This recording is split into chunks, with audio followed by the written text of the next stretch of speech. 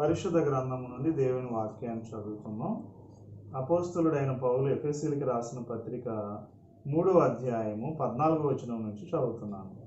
ఈ హేతువు చేత పరలోకమునందును భూమి మీదను ఉన్న ప్రతి కుటుంబము ఏ తండ్రిని బట్టి కుటుంబం అని పిలువబడుచున్నదో ఆ తండ్రి ఎదుట నేను మోకాళ్ళుని, మీరు అంతరంగ పురుషుని యందు శక్తి కలిగి ఆయన ఆత్మ వలన బలపరచబడినట్లుగాను, క్రీస్తు మీ హృదయములలో విశ్వాసము ద్వారా నివసించినట్లుగాను తన మహిమైశ్వర్యం చొప్పున మీకు దయచేయవలననియు, మీరు దేవుని సంపూర్ణత యందు పూర్ణులగునట్లుగా ప్రేమయందు వేరు పారి స్థిరపడి సమస్త పరిశుద్ధులతో కూడా దాని వెడల్పు, పొడుగు, లోతు, ఎత్తు ఎంతో గ్రహించుకొనుటకును, జ్ఞానమునకు మించిన క్రీస్తు ప్రేమను తెలుసుకొనుటకును తగిన శక్తి గలవారు కావాలననియు ప్రార్థించుచున్నాను.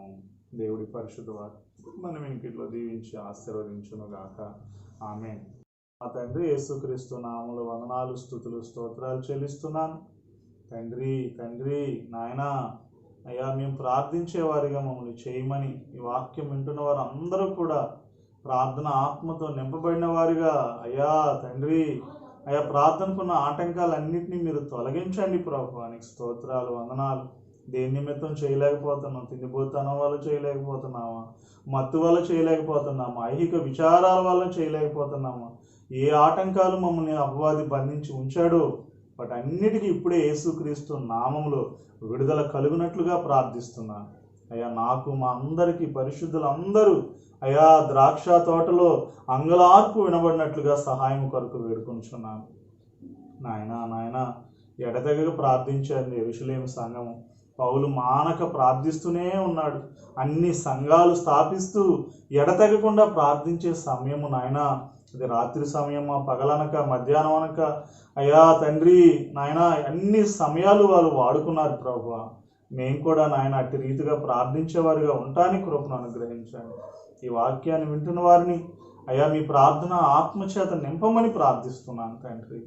సహాయం చేయండి. రాబోయే దినాలు ఎంతో భయంకరంగా ఉన్నవో పరిస్థితులు మాకు అర్థమవుతూ ఉండగా అయ్యా మందబుద్ధిని తొలగించండి, హృదయ కాఠిన్యాన్ని తీసివేయండి, పాపపు బుద్ధిని తొలగించండి ప్రభు. స్వస్థత బుద్ధిని అనుగ్రహించండి నాయన. నీకు స్తోత్రాలు, వందనాలు. పవిత్ర హృదయం, మంచి మనస్సాక్షి, నిష్కపటమైన ప్రేమతో జీవించే కృపను, వాటి నుండి కలిగే ప్రేమను మాలో ఉంచమని వేడుకుని స్తుతిస్తూ గణపరుస్తూ యేసు నామములో నమ్మి వేడుకుని పొందుకుని స్తుతించి ఆరాధించి సమర్పిస్తున్నాము తండ్రి. ఆమేన్, ఆమేన్. దేవదేవునికి వందనాలు చెల్లిస్తున్నాను. మరి ఈ వీడియోస్ చూస్తున్న వారందరికీ యేసుక్రీస్తు నామములో శుభాభివందనాలు. ప్రియ దేవుని సంగమా, మరి ప్రార్థన, దేవుడు నాతో ఆమోసు గ్రంథం చూపించినప్పుడు నా హృదయంలో కూడా ఒక వేదన కలిగింది. అంటే ప్రార్థిస్తూ ఉంటాను కానీ నాకు ప్రేర్ చేయడం చాలా ఇష్టం. నేను యేసుక్రీస్తునందు జన్మించినప్పుడు ఎక్కువ గంటలు ప్రార్థించేవాడిని. ఎన్ని గంటలు ప్రార్థించినా కూడా నాకు బోర్ కొట్టేది కాదు ఆ రోజుల్లో. కాబట్టి ఆ రోజు నుంచి ఇప్పటి వరకు ఎక్కువగా ప్రార్థిస్తూనే ఉన్నాను. అయినా ఇంకా ప్రార్థన అనేది ఇంకా చాలా అవసరం అనే విషయం కూడా దేవుడు తెలియపరుస్తున్నాడు. ఎక్కువ ఎడతెగక సమయం ఉన్నప్పుడల్లా సమయం అనక అసమయం అనక ప్రార్థించాలని, అంగలార్చాలని, మరి రోదన ధ్వని వినపడాలని, కన్నీళ్లు కారాలని, మరి నిజంగా అట్టి కృప ప్రభు మరి అనుగ్రహించాలని నేను ఆశపడుతున్నాను. నేటి సంఘము, మరి సంఘములన్నీ పరిశుద్ధులందరూ కూడా దీని విషయమై పోరాడాలని ప్రేమపూర్వకంగా మీకు మనవి చేస్తున్నాను. మరి నిజంగా కరోనా ఎంత మరి వ్యాపిస్తూ ఉందో మనం చూస్తున్నాం. 80,000 మంది పైన చనిపోయినటువంటి దుస్థితి, 53-54 లక్షలకు చేరుకుంటున్నటువంటి పరిస్థితి, రాబోయే కాలం ఇంకెలా ఉంటుందో అనే పరిస్థితి మనం చూస్తున్నాం. ఇర్మియా గ్రంథంలో మనం చూస్తే ఒకసారి నిజంగా ఇప్పుడు కాల పరిస్థితులు అక్కడ నాకు కనిపిస్తున్నాయి. ఇర్మియా రాసినటువంటి గ్రంథము 25వ అధ్యాయం, అక్కడ జనములకు ఎలా వ్యాపిస్తుందో అనే విషయాలు కూడా మనకు కనిపిస్తుంది. 25వ అధ్యాయంలో 32వ వచనం నుంచి చదివితే మనం, సైన్యములకు అధిపతి యెహోవా ఎలాగూ సెలవిచ్చుచున్నాడు, జనము నుండి జనమునకు కీడు వ్యాపించుచున్నది. చూడండి ఈరోజు కీడు ఎలా వ్యాపిస్తుందో. ఒక వ్యక్తికి వైరస్ మరొక వ్యక్తికి అంటుకునే పరిస్థితి కనిపిస్తుంది. బూది అంతముల నుండి గొప్ప తుఫాను బయలు వెళ్ళుచున్నది. ఆ దినమున యెహోవా చేత హతులైన వారు ఈ దేశం యొక్క ఈ దిశ నుండి ఆ దిశ వరకు కనబడదు. ప్రపంచం అంతా కూడా కరోనా లేని దేశం ఉందా అన్నట్లుగా ఈరోజు పరిస్థితి ఉంది. ఈ దిశ నుండి ఆ దిశ వరకు ఎవరునూ వారిని గురించి అంగలార్చరు, వారిని సమకూర్చరు, పాతిపెట్టరు. పెంటవలే వారి శవములు నేల మీద పడి ఉండును. ఈరోజు పరిస్థితి ఎలా ఉందండి? వాళ్ళ శవాలు మార్చూరిలో ఉంటుంది, తీసుకెళ్ళమన్నా తీసుకెళ్ళని పరిస్థితి. అంగలార్చరు, సమకూర్చరు, పాతిపెట్టరు, పెంటవలే వారి శవములు నేల మీద పడి ఉండే పరిస్థితి. కాబట్టి అటువంటి దినాల్లో ఉన్నాం. కాబట్టి ఇలాంటివి అపాయకరమైనటువంటి దినాల్లో ఉన్నటువంటి మన జీవితాలు, దుష్టుని చేతిలో ఉన్నటువంటి ఈ దినాల్లో మనం ఎంత ఎక్కువగా ప్రార్థించాలనే సత్యాన్ని మనం మర్చిపోకూడదు. మరి ఇప్పుడు చదివినటువంటి వాక్య భాగంలో ఎఫెసీయులకు రాసినటువంటి పత్రికలో 3వ అధ్యాయం మనం చదివాం. పరలోకమందును భూమి మీదను ఉన్న ప్రతి కుటుంబము, ఏ తండ్రిని బట్టి కుటుంబం, ఇదంతా ఒక్కటే కుటుంబం. మనందరం దేవుని పిల్లలైన కాబట్టి పరదేశం వెళ్ళిన వాళ్ళైనా మరి భూమి మీద ఉన్న వాళ్ళు అందరం కూడా ఒకే కుటుంబం. ఎందుకంటే ఒకే కుటుంబానికి మనందరికీ పరలోకమందు ఉన్నటువంటి మన దేవుడు, మన తండ్రి అందరికీ ఒక్కడే తండ్రి అయి ఉన్నాడు. కాబట్టి ఏ తండ్రిని బట్టి కుటుంబం అని పిలువబడుచున్నదో ఆ తండ్రి ఎదుట నేను మోకాలుని. కాబట్టి మోకాలుని చేసే ప్రార్థన అపోస్తలుడైన పౌలు ఎఫెసీయుల గురించి మనకి ఇక్కడ కనిపిస్తుంది. మీరు అంతరంగ పురుషుని యందు శక్తి కలిగి ఆయన ఆత్మ వలన బలపరచబడినట్లుగా, పరిశుద్ధ ఆత్మ చేత మన ఆత్మలో బలపరచబడినప్పుడు మన ప్రాణమైనటువంటి మన అంతరంగ పురుషుడు బలం కలిగి ఉంటాడు. ఆ అంతరంగ పురుషుడు ప్రాణం అంటే మనస్సు బలంగా లేకపోతే ఆటోమేటిక్గా శరీరము బలపడుతుంది. అప్పుడు శరీరానుసారమైన మనస్సుగా మారిపోతుంది. కాబట్టి మన అంతరంగ పురుషుడైనటువంటి మన ప్రాణమును పరిశుద్ధ ఆత్ముడు మన ఆత్మలో నుంచి బలపరచాలి. అప్పుడే దేవుని కొరకు మన జీవితాలు ఉంటాయనే సత్యాన్ని ఇక్కడ పౌలు రాస్తున్నాడు. ఆ పురుషుని యందు శక్తి కలిగి, అంతేగాని ఈ శరీరం అనే బాహ్య పురుషుని యందు శక్తి కలిగిన వారిగా మనం ఉండకూడదు. ఎందుకంటే మనం రక్షింపబడింది దాని కొరకే. క్రీస్తు మీ హృదయములలో విశ్వాసము ద్వారా నివసించినట్లుగా, అలాగే యేసుక్రీస్తు మనలో నివసించడానికి ఇష్టపడుతున్నాడు. కాబట్టి మన హృదయాల్లో ఉండాలని, మరి భయంకరమైన హృదయాన్ని ఆయన మార్చుకున్నాడు. కాబట్టి విశ్వాసము ద్వారా ఆయన నివసించాలని మనం కూడా ప్రార్థన చేయాలి. సంఘంలో ఉన్నప్పుడు ఇలాంటి ప్రేయర్ పాయింట్స్ అన్ని మనం చేర్చుకుని, మరి దేవుడు తన మహిమైశ్వర్యం చొప్పున ఇలాంటి విషయాలు మనకు దయచేయాలి. తండ్రి అని మనం అడగాలి, అయ్యా అంతరంగ పురుషుని ఆత్మచేత బలపరచు, యేసుక్రీస్తు మరి విశ్వాసం ద్వారా నా హృదయంలో నివసించినట్లుగా చేయండి, మా సంఘంలో అందరిని అటు రీతిగా చేయండి ప్రభువా. మరి ఈరోజు సంఘాల్లో ఎంత విభజన, సంఘాల్లో ఎంత అసూయ, మత్సరాలు, వివాదాలు, గొడవలు ఇవన్నీ నేటి సంఘాల్లో ఎందుకు ఉంటున్నాయి అంటే దానికి కారణం ఇటువంటి ప్రార్థనా జీవితం లేకపోవడమే దానికి కారణం. కాబట్టి మీరు దేవుని సంపూర్ణత యందు పూర్ణులాగా, మీరు ఎక్కడైనా బైబిల్ అంతా చదవండి, దేవుని సంపూర్ణతలో మనం పూర్ణులు చేసేది ఒకటి, అది దేవుని ప్రేమ. కాబట్టి ఇక్కడ పౌలు కూడా అదే మాట రాస్తూ ప్రేమ యందు వేరుపారి స్థిరపడాలి. ఈరోజు సంఘానికి కొరత కూడా ఏంటయ్యా అంటే ప్రేమ లేకపోవడం వల్లే ఈరోజు ఎక్కడ ఒక చర్చ్, ఒక మందిరం ఉన్న దగ్గరే ఇంకొక మందిరాలు మనం చూస్తూ ఉంటే ఒకే ఏరియాలో ఎంతెంతో మంది, ఎన్నెన్నో సంఘాలు, ఎంతోమంది సేవకులు. చాలా ఏరియాస్లో మరి అక్కడ సంఘాలు ఉండవు, సేవకులు ఉండరు, పరిశుద్ధులు లేనటువంటి కొన్ని ఏరియాలు సువార్త చెప్పేవాళ్ళు కనిపించరు. అందరూ ఒకే దగ్గర కూడుకున్నట్లుగా మనకు కనిపిస్తుంది. కాబట్టి ఇక్కడ పౌలు ఏమంటున్నాడంటే ప్రేమ ప్రేమ ప్రేమ కావాలి. మరి ఆ ప్రేమ ఎలా ఉండాలి అంటూ ఆ వేరు పారాలి. ఒక చెట్టు, ఒక పెద్ద చెట్టు మనం చూస్తే దాన్ని కొట్టేసి కింద చూస్తే దాని వేర్లు ఎంత లోతులో ఎంత ప్లేస్ను ఆక్రమించి ఉంటాయి. అంటే ఎంత ఎక్కువ ప్లేస్ భూమిలో ఆ వేర్లు ఆక్రమిస్తే మరి ఆ చెట్టు అంత పెద్దగా ఉంటుంది అనే విషయం మనకు అర్థమవుతుంది. కాబట్టి ఆ విధంగా దేవుని ప్రేమలో సంఘము వేరుపారి స్థిరపడాలి అనే విషయం మనం ప్రార్థన చేస్తే దేవుడు అట్టి కృప ఆ సంఘానికి అనుగ్రహిస్తాడు. ఇంకా ఏమంటున్నాడు? ఆ ప్రేమను గురించి సమస్త పరిశుద్ధులతో కూడా దాని వెడల్పు కానీ, పొడుగు కానీ, లోతు కానీ, ఎత్తు కానీ ఎంతో గ్రహించగాలి. అది ఎలా గ్రహిస్తాను? ఒంటరిగా ప్రార్థన చేస్తే గ్రహించం. సంఘం అందరితో, పరిశుద్ధులందరితో కలిసి. చాలామంది అనుకుంటారు, నేను ఇంటి దగ్గర ప్రార్థన చేసుకుంటాను, ప్రార్థన చేస్తే వ్యక్తిగతంగా గదిలోనికి వెళ్ళి తలుపేసుకుని యేసుప్రభు ప్రార్థన చేయమన్నాడు కాబట్టి సంఘానికి వెళ్ళి ప్రార్థన చేయాలా అని హెబ్రీ పత్రికలో పౌలు భక్తుడైన మరి ఎవరు హెబ్రీ పత్రిక రాశారో మనకు తెలియదు, కానీ సమాజముగా కూడుకొనుట మానక అంటాడు. కాబట్టి సంఘం ఉండటం వల్లే మనం చాలా విషయాల్లో బలపడతాం, చాలా విషయాల్లో అపవాది మనల్ని ఎలా అయితే మోసం చేయాలనుకుంటున్నాడో వాటి నుంచి మనం తప్పించబడేటట్లు చేసేది కూడా సంఘ ప్రార్థన. సంఘ ప్రార్థన అంత బలమైనది అనే సత్యాన్ని గుర్తెరగాలి ప్రియమైనటువంటి పరిశుద్ధులారా.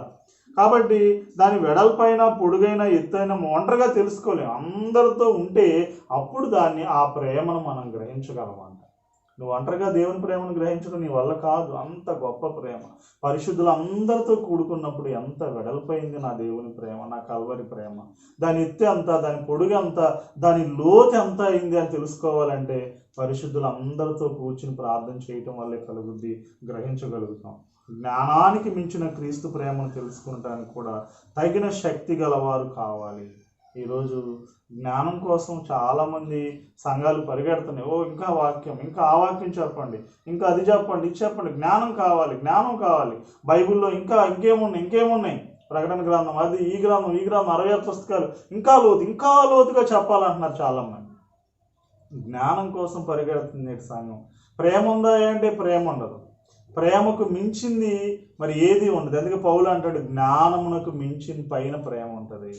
ఆ ప్రేమ లేకుండా జ్ఞానం కొరకు పరిగెత్తుకుని ఈ 66 పుస్తకాలు కూడా బట్టి కొట్టేసి వీటిలో రకరకాల మర్మాలన్నీ చెప్పేసి ప్రేమ లేని వాడిని అయితే నేను వ్యర్థుడిని, నాకేం ప్రయోజనం అని అపోస్తులుడైన పౌలు 1 కొరింథీ 13వ అధ్యాయంలో చెప్తున్నాడు.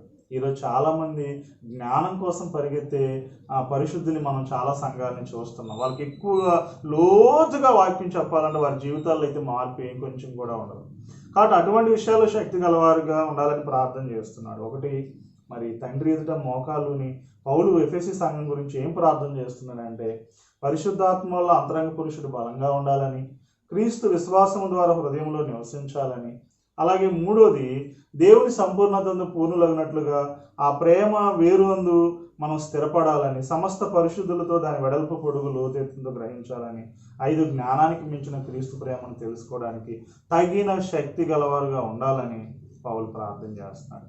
ఎంత గొప్ప ప్రార్థన! ఇలాంటి ప్రార్థన మీరు నేర్చుకోండి, మెదడుల్లో వాటిని బైహార్ట్ చేయండి. తప్పకుండా ఆ ప్రార్థన ఎక్కువ చేస్తూ ఉండండి.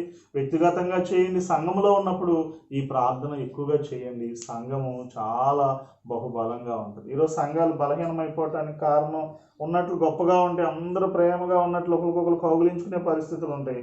మరి కొన్ని రోజుల్లో విడిపోయే పరిస్థితులుగా సంఘాలు ఏర్పడటానికి కారణం పౌలు ఏ విషయాలు అయితే చెప్పాడో, ఎలాంటి ప్రార్థనలు అయితే సంఘాల్లో ఉండాలని ఆయన చేశాడో, కోరుకున్నాడో, ఈరోజు పరిశుద్ధాత్ముడు ప్రేరేపిస్తున్నటువంటి ప్రార్థన సంఘాల్లో లేకపోవడమే. కేవలం బాహ్య సంబంధమైనటువంటి విషయాలు, గర్భఫలం గురించో, లేకపోతే ధనం గురించో, లేకపోతే ఉద్యోగాల గురించో, ఆరోగ్యం గురించో, ఏవైతే అవి అవసరమైనటువంటి విషయాలు, అవి క్రీస్తు శిలువలో సమకూర్చబడిన విషయాలే. కానీ వీటికంటే వాటికి ఆత్మీయ విషయాల కంటే ఆ విషయాలకు ఎక్కువ ప్రాధాన్యత ఇవ్వటం వల్ల ఈరోజు సంఘం మొదటి ప్రేమను కోల్పోయినటువంటి పరిస్థితి మనం చూస్తున్నాం. అందుకే పౌలు ఎఫెసీయులకు రాస్తూ మొదటి అధ్యాయంలో కూడా ఏమని వచ్చిన, మీ మనోనేత్రములు వెలిగింపబడినందున ఆయన మిమ్మల్ని పిలిచిన పిలుపు వలనైనా నిరీక్షణ ఎట్టిదో. ఒకప్పుడు మన మానసిక నేత్రాలు వెలగల, గుడ్డివారుగా మనం ఉన్నాం, చీకటిలో మనం ఉన్నాం, అంధకారంలో ఉంది మన మనస్సు. ఎందుకంటే ఆత్మలో దేవుని జీవం లేదు. ఆయనలో జీవం ఉండెను, ఆ జీవం మనుషులకు వెలుగై ఉండెను. ఆయనలో చీకటి ఎంత మాత్రం కూడా లేదు.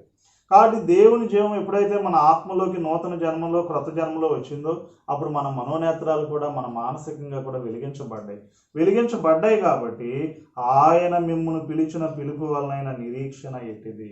దేవుడు పిలుచుకున్నాడండి. ఎందుకు పిలుచుకున్నాడు? ఒక నిరీక్షణ ఉంది మనకి. ఆ నిరీక్షణ ఎట్టుదో ఎప్పుడైనా ప్రార్థన చేస్తున్నదా సంఘం? అయ్యా మమ్మల్ని ఎందుకు పిలిచో? నువ్వు పిలిచిన పిలుపు వలన నిరీక్షణ ఎంత గొప్ప నిరీక్షణ! ఆ పరలోక మహిమ, ఆ స్వాస్థ్యము ఎంత గొప్పవి ప్రభువా! అక్షయమైన నిర్మలమైన వాడబారని ఆ స్వాస్థ్యము ఎంత గొప్పది ప్రభువా అని ఏ రోజైనా పరిశుద్ధాత్మతో ముద్రించబడిన మనము ఇలాంటి ప్రార్థన ఎప్పుడైనా చేశామా? కాబట్టి పౌలు ఎంత అద్భుతమైన ప్రార్థన మరి పరిశుద్ధాత్ముడి చేత నేర్చుకున్నాడు ఈ ప్రార్థన. ఇంకేమంటున్నాడండి? పరిశుద్ధులలో ఆయన స్వాస్థ్యం యొక్క మహిమ ఐశ్వర్యం. ఈరోజు పరిశుద్ధులుగా మనం అందరం మార్చబడ్డాం. మరి క్రీస్తు పరలోకంలో తండ్రి కుడి పక్కన కూర్చున్నాడు. ఆయన స్వాస్థ్యం యొక్క మహిమ ఐశ్వర్యం ఎటుదో తెలుసుకున్నప్పుడు ఇంకా క్రీస్తుతో మనం అంటుకట్టబడతా ఉంటాం. అబ్బా, నీ మహిమైశ్వర్యం ఎంత గొప్పదయ్యా, పరిశుద్ధులందరిలో నీ పరలోక స్వాస్థ్యం ఎంత గొప్పది అన్నప్పుడు, ఎందుకంటే మనం పైన వాటినే చూడాలి కాబట్టి, క్రీస్తుతో పాటు మృతుల్లో నుండి పైకి లేపబడ్డాం కాబట్టి మనందరం కూడా పైన వాటిని వెతకాలి, పరసంబంధమైన వెతకాలని పౌలు కొలసీ 3వ అధ్యాయంలో చెప్తున్నాడు. కాబట్టి ఆయన స్వాస్థ్యం యొక్క మహిమైశ్వర్యం ఎటుదో, ఆయన క్రీస్తునందు వినియోగపరిచిన బలాతిశయము, అన్ని అద్భుతాలు చేశాడు. అలాగే ఆయన మరణం మృతుల్లో నుండి కూడా తిరిగి లేచాడు. దానికి దేవుడు తన బలాతిశయాన్ని వాడాడు. ఆ బలాతిశయాన్ని కూడా మనకి చూపాలన్న దేవుని యొక్క ఉద్దేశం. కేవలం యేసుక్రీస్తులో వాడేసి, యేసుక్రీస్తుని తిరిగి లేపేసి ఆరోహణం చేసి తన కుడి పక్కన కూర్చోబెట్టుకుని కేవలం దాని కొరకే కాదు ఆయన బలాన్ని వాడింది. ఆయన నమ్మిన ప్రతి పరిశుద్ధుడిలో ఆ బలాతిశయాన్ని ఉంచాలని, ఆ బలాతిశయాన్ని మనం ఎరగాలని తండ్రి అయిన దేవుడు కోరుకుంటున్నాడు. అందుకే ఇక్కడ రాస్తూ పౌలు, విశ్వసించు మనయందు, కేవలం క్రీస్తునందు వినియోగపరచడమే కాదు, ఆ బలాతిశయాన్ని విశ్వసిస్తున్న మనయందు కూడా ఆయన చూపుచున్న తన శక్తి యొక్క అపరిమితమైన మహత్యం ఏమిటిదో మీరు తెలుసుకోవాలి. విశ్వసించు మనయందు ఉందంట. నీకు ఇదివరకు కూడా చెప్పాను ఈ మాట. మనయందే మన ఆత్మ ఒక జీవజలపు బావి, లోతైన బావి. ఆ యాకోబు ఆ బావి అన్ని సంవత్సరాలు మరి ఆ విధంగా వాళ్ళకి నీరిస్తే, వాళ్ళ పశువులకి, మరి అదేవిధంగా వాళ్ళ కుమారులు అందరూ కూడా మరి ఈ ఆత్మలో ఉన్న ఈ బావి, ఈ బలాతిశయం అంటే మృతుల్లో నుండి లేపినటువంటి ఆ పునరుద్ధాన జీవముతో కూడిన ఆ శక్తి. అందుకే పౌలు ఏమన్నాడు, విశ్వసించు మనయందు ఆయన చూపుచున్న, విశ్వసించు మనయందు మన లోపలే ఉంది, ఆయన చూపుచున్న తన శక్తి యొక్క అపరిమితమైన మహత్యం ఏమిటిదో మీరు తెలుసుకోవాలని మన ప్రభువైన యేసుక్రీస్తు యొక్క దేవుడైన మహిమా స్వరూపి యొక్క తండ్రి తన్ను తెలుసుకున్నటందు మీకు జ్ఞానమును ప్రత్యక్షతను గల మనస్సు అనుగ్రహించినట్లు నేను నా ప్రార్థనల యందు మిమ్మల్ని గూర్చి విజ్ఞాపన చేయుచున్నాను. ఎంత గొప్ప విజ్ఞాపన అండి! ఇంత అసలు ఈ రోజుల్లో ఎక్కడైనా ఏ సంఘంలో అయినా ఈ విజ్ఞాపన ప్రార్థన ఉందా? కాబట్టి ఆయన్ని తెలుసుకోవాలని అలాంటి జ్ఞానము ప్రత్యక్షత గల మనస్సు మనకు రావాలి. మన మనస్సు ఒకప్పుడు రకరకాలుగా శరీరానుసారంగా ప్రవర్తించి శరీర కోరికలతో ఆనందపడినటువంటి మనస్సులో జ్ఞానంతో ఉండాలని, ప్రత్యక్షత గల మనస్సుగా మారి ఆ తండ్రి అయిన దేవుణ్ణి మనం తెలుసుకోవడం ద్వారా మనం ఎంత లాభ పొందుతామో ఇక్కడ రాస్తున్నాడు. ఒకటి, మన మనోనేత్రాలు వెలిగించబడ్డాయి కాబట్టి మరి ఆయన మనల్ని పిలిచిన పిలుపు యొక్క నిరీక్షణ ఎట్టిది. అలాగే రెండోది, పరిశుద్ధుల్లో యేసుక్రీస్తు యొక్క స్వాస్థ్యం ఎట్టిది, ఆయన మహిమైశ్వర్యం ఎట్టిది. అలాగే మూడోది, విశ్వసిస్తున్న మనయందు కూడా ఆ బలాతిశయాన్ని, తన శక్తి యొక్క అపరిమితమైన మహత్యం ఏంటిదో మనం తెలుసుకోవాలని, మరి యేసుక్రీస్తు తండ్రి అయిన దేవుడైన మహిమా స్వరూపి యొక్క తండ్రి తన్ను తెలుసుకోవడానికి జ్ఞానమును ప్రత్యక్షత గల మనస్సు మనకు అనుగ్రహించినట్లు. ఈ 4 విషయాల గురించి ఇక్కడ పౌలు ప్రాముఖ్యంగా చెప్తున్నాడు. మరొకసారి చెప్తున్నాను, మరి మన మనోనేత్రాలు వెలిగించబడ్డ వల్ల మన పిలుపు యొక్క నిరీక్షణ, యేసుక్రీస్తు స్వాస్థ్యం యొక్క మహిమైశ్వర్యము, మూడోది విశ్వసించుచున్న మనయందు ఆయన చూపుచున్న తన శక్తి, నాలుగోది మన తండ్రిని తెలుసుకున్నట్టు యందు జ్ఞానము ప్రత్యక్షత గల మనస్సు. ఎంత గొప్ప విజ్ఞాపన ప్రార్థన పౌలు చేస్తున్నాడండి. మీకు అది వరకు చెప్పాను, మనం అడిగిన దానికంటే ఊహించిన దానికంటే దేవుడు ఎక్కువ ఇవ్వగలడు. ఎందుకు ఇవ్వడంటే మన ఆత్మలో ఉన్నటువంటి ఆయన కార్యము చేసే శక్తి అంత అద్భుతంగా ఉందండి. అందుకే ఎఫెసీ పత్రిక 3వ అధ్యాయంలో 20వ వచనంలో రాస్తూ, మనలో కార్యసాధకమైన తన శక్తి మనలో ఉంది అంటున్నాడు. ఎక్కడ ప్రాణంలో లేదు, శరీరంలో లేదు ఆయన శక్తి, మన ఆత్మలో ఉంది, మనలోనే ఉంది. ఆ కార్యం అంటే పనిచేసే శక్తి, అంటే ఇది దేవుని శక్తి. కాబట్టి కార్యసాధకమైన తన శక్తి చొప్పున మనం అడుగు వాటన్నిటికంటేను, ఊహించు వాటన్నిటికంటేను అత్యధికముగా చేయశక్తి గల దేవునికి క్రీస్తు యేసు మూలముగా సంఘములో తరతరములు సదాకాలం మహిమ కలుగునుగాక. ఆమేన్. ఎంత గొప్ప మాటలండి. మనం అడిగేది కొద్దిగానే, ఊహించేది కొద్దిగానే, కానీ ఇంకెక్కువ చేయగలంట దేవుడు. ఎందుకో తెలుసా? నీ ఆత్మకి ఇచ్చిన జన్మలో ఆయన ఇచ్చిన స్వభావం, నేను ఎప్పుడైతే రక్షించుకున్నాడో మరి మానవుని ఆత్మలో దేవుని స్వభావాన్ని ఆయన ఇనుముడింపజేశాడు, దేవుని జీవాన్ని ఇనుముడింపజేశాడు. కాబట్టి అది కార్యసాధకమైన తన శక్తి యొక్క అపరిమితమైన మహత్యమాన్ని మన ఆత్మలో ఆయన ఉంచాడు. కాబట్టి మనం అడిగే వాటికంటే ఊహించిన వాటిని మనం చాలాసార్లు అంటాం, నేను ప్రార్థన చేయడం వల్ల వీళ్ళు స్వస్థత పడ్డారు, నేను ప్రార్థన చేయడం వల్ల ఈ కుటుంబం బాగుపడింది, లేకపోతే వారికి మధ్య వివాహం అయ్యింది, లేకపోతే వారికి గర్భఫలం వచ్చింది, ఆ వ్యక్తికి ఉద్యోగం వచ్చింది.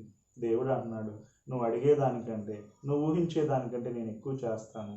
నిన్ను రక్షించుకోవడం వల్ల, నీ ఆత్మను రక్షించడం వల్ల నీలో అట్టి శక్తిని పెట్టాను.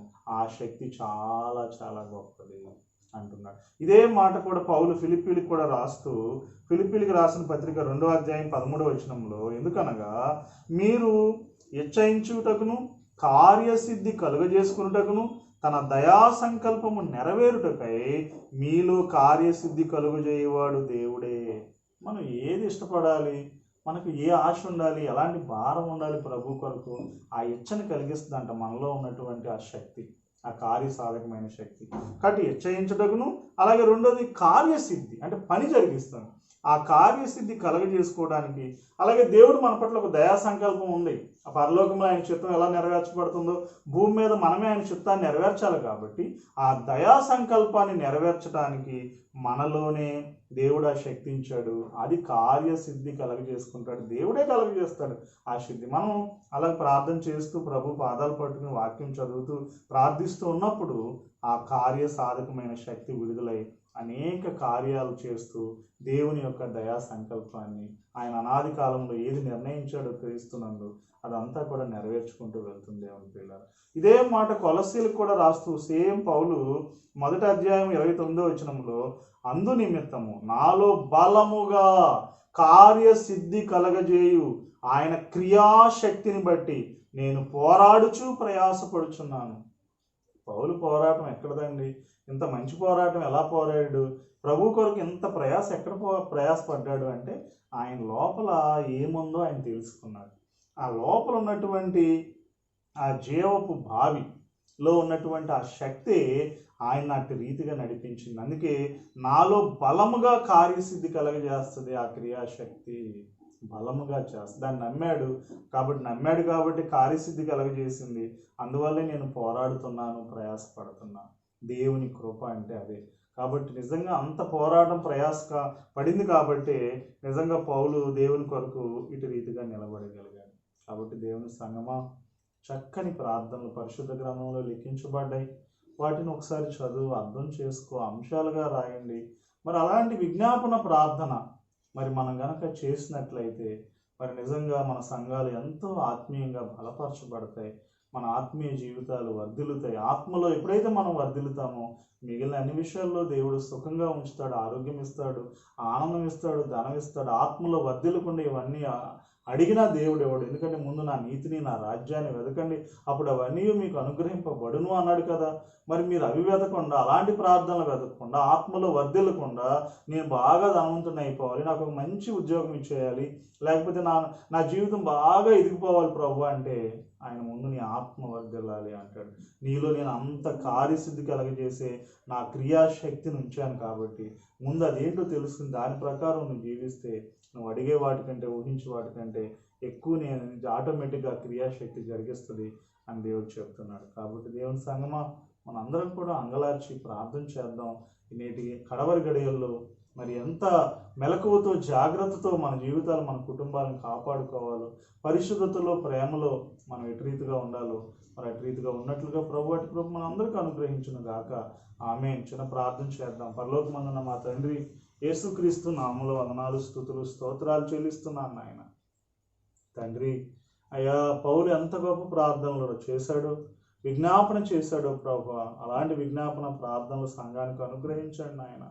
తండ్రి, కడవరి గడియలో క్రీస్తు విరోధులు బయలుదేరున్నారు ప్రభు. అయ్యా, అపహాస్యం చేసే క్రైస్తవులు, అయ్యా మీ గురించి వ్యతిరేకంగా మాట్లాడేవారు ఎన్నెన్నో ఎంతో మంది ఉన్నారు.